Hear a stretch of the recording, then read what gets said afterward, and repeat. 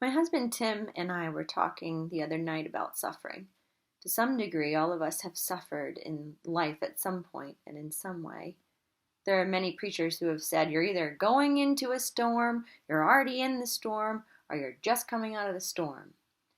Humans are constantly dealing with storms in our lives and in the lives of people we know. There's frequent hardship, suffering, pain, loss, grief, and difficulty in life. Why? Why does God allow all of this to happen to us? The reason is because this world is broken. Because of sin, from the very beginning until now, this world has been filled with natural disasters, war, racism, lying, stealing, selfishness, pain, death, suffering, sickness, and disease. That list could go on and on. If you look at the various Bible characters in the Old and New Testament, we see lots of personal suffering in their lives.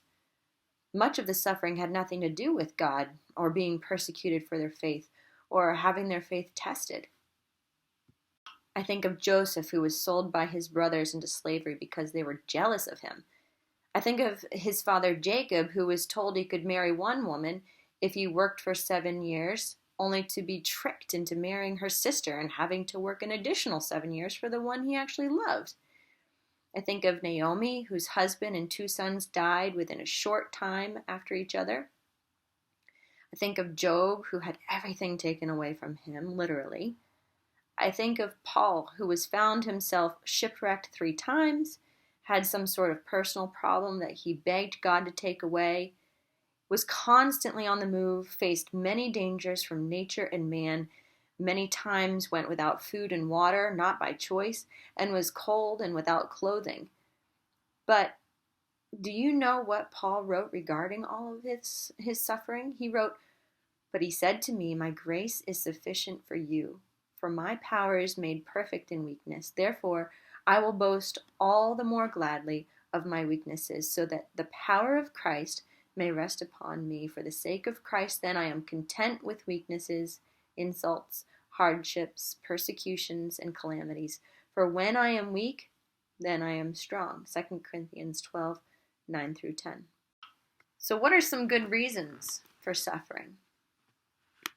Suffering can enable us to cope in a sinful world. It can teach us to turn to God for a solution. It produces character improvement like holiness, maturity, etc., which in turn produces eternal rewards like the crown of life. And it gives God the opportunity to show his grace, love, and care for our sinful condition. Through Christ's life and death for our sake, through providing a place where there is no more suffering, sin, or death. So why doesn't God let us choose to get out of this suffering? Well, the answer to that is that he does. That is the gracious, loving response of God to the evil condition of this sinful world.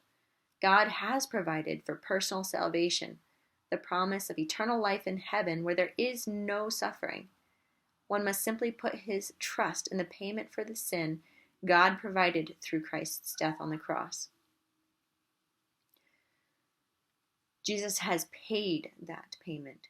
We just need to believe that Jesus is God and God raised him from the dead, that Jesus died on the cross to pay for our sin. And then we will be able to be in heaven with Jesus one day where there is no more suffering or pain or death. If you are going through suffering in your life right now, consider the following questions. How am I responding to it? How should I respond to it? Am I learning from it? And does my response demonstrate faith, love for God and for others, Christ-like character, values, commitment, priorities, etc.? And how can God use it in my life? Thanks for listening.